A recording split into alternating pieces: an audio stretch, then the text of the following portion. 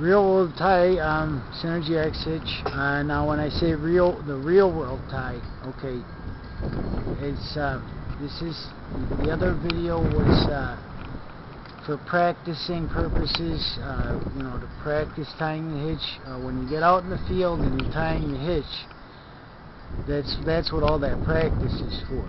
Okay, so you know how to do it. Okay.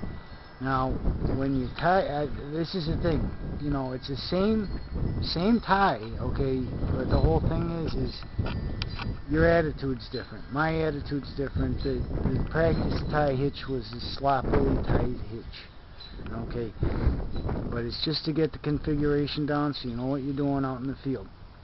When you tie real world, okay, you're tying like your life depends on it, because it does, okay. That's the thing.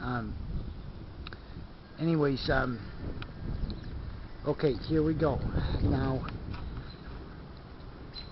I don't have to explain how to tie it, okay, because I did that, okay, and that's what the practice tie is about. That's learning to tie it, okay. Real world, tying the hitch, real world, okay, is something that you're going through first time out, okay.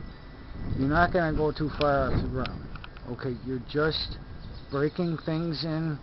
You're running your new hitch cord in for the first time. You're running in your new rope, okay, and you're running in your fresh tie, okay, and getting a feel for it, okay. It's all the low and slow, okay. Okay, so I got the ball detained in there. Now I'm pulling everything tightly, okay. No messing around. You're tying it like your life depends on it, okay. Now the top section you should tie tight, okay. Yeah, because it's gonna pull up and you just work it. Just tie it tight so that it's like, God, this thing is not working very good, it's not advancing very good. So what? Okay, loosen it up afterwards just by working it, because you need to break everything in and get it worked in nice anyways. Okay, now okay, I'm putting in my first helical.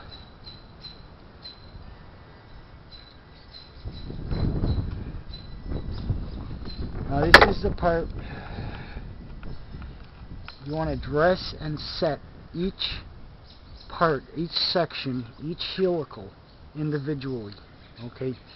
You walk around the hitch while you're tying it, keeping the double row to your left. If you're tying, if you're tying like I did in the practice video, you're keeping the helical to the left.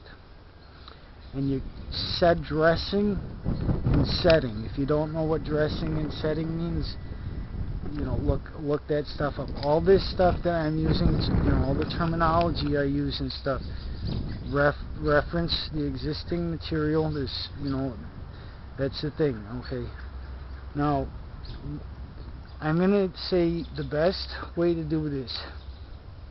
Okay, once you get the truncated VT and 2 helicals in, dressed and set, all tight, all nice, all orderly, okay. And then that means too, checking the back of this here, okay. Make sure you got your run out where, like when you pull down on it, okay, so it pulls out. Put your body weight into it, okay, full body weight into it. Now you want this to pull out and adjust your run out.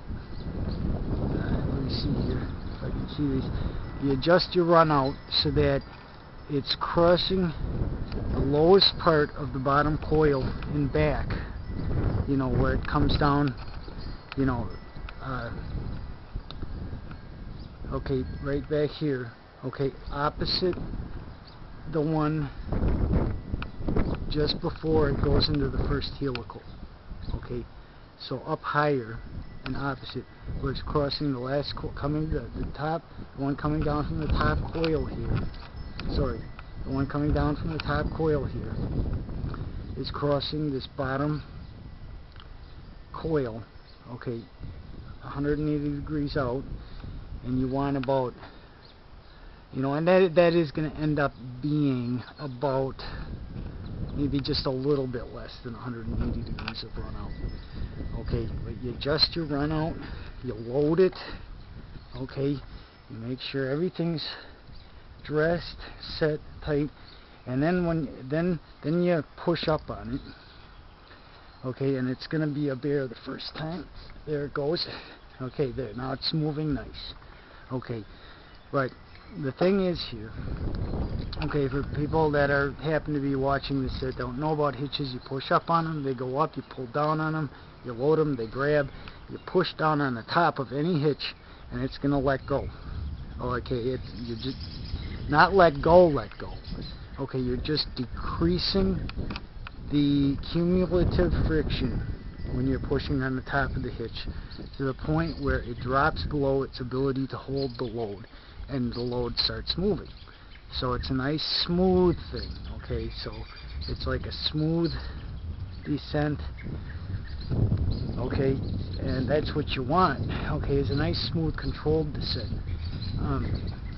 But anyways, when you get this thing tied just to the first two helicals, okay, I can't see the screen very good, the sun's going down, but anyways, you loosen, you do like this, okay, loosen it up, okay, if it's a little sticky, you do this afterwards, okay, tie it tight, okay, if it's unmanageable, just do this, okay, don't tie it sloppy just so it moves nice, okay, because you want to make sure you want to do this to get it to move nice, because then it's just barely to where it's moving nice, okay, instead of being like too sloppy. You don't want it too sloppy, okay, and you slide it up, and then when you load it, the top of this, if you look at where the top of the hitch interfaces with the rope, okay,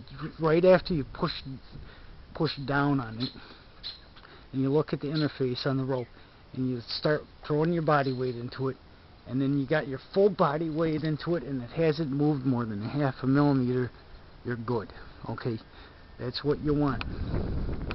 Okay, now I got to go over tying some of the elements of the hitch where I drifted off on the practice video. I drifted off towards the mount, and I'm going to redo that. But I wanted to go through real world hitch tying is different than I do, okay, it's the same tie, okay, you're just learning to do the tie, but when you tie real world, okay, it's something always low and slow, okay, because it's the finessey things, it's the little things, it's the things where, you know, when a hitch, you gotta tie it in a way that it's a functioning mechanism. You gotta tie it like I had one guy ask me one time, I'm a mechanic, you know, I have been, and he said, how do you fix all that stuff? He said, you just put it together like it's gonna work, you know, and that's the whole thing. You have to think about every little thing, and you don't put it together like it's not gonna work, otherwise it won't, you know. So, you know, this is the whole thing, is when you put the hitch together, you're building the hitch on the line, you want to have, when you're tying real world, you're tying on a vertical line that is anchored to something that can support at least your full body weight, if not twice your body weight, okay, at least, okay, and then, yeah, at least twice your body weight, at least. Like if you got a hook in the ceiling or something like that that is mounted to a beam, I mean, it should hold freaking 20 times your weight, really. Okay, but if you want to, if you're inside a building and you got like a hook that you think can probably handle twice your body weight, and you just want to kind of, you know, do do a real world tie, but it's not really real world unless you're really kind of climbing it. But at the same time, we'll call that pseudo real world. But you know, when you're tying real world, you know, you're on a vertical line that on something you can climb, okay, and it should hold 20 times your weight.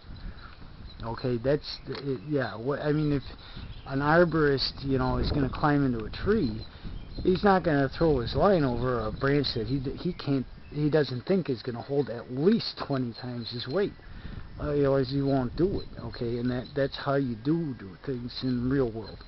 Okay, so it's a nice tight tie, and you work it, get everything working really good before you start running all the helicals.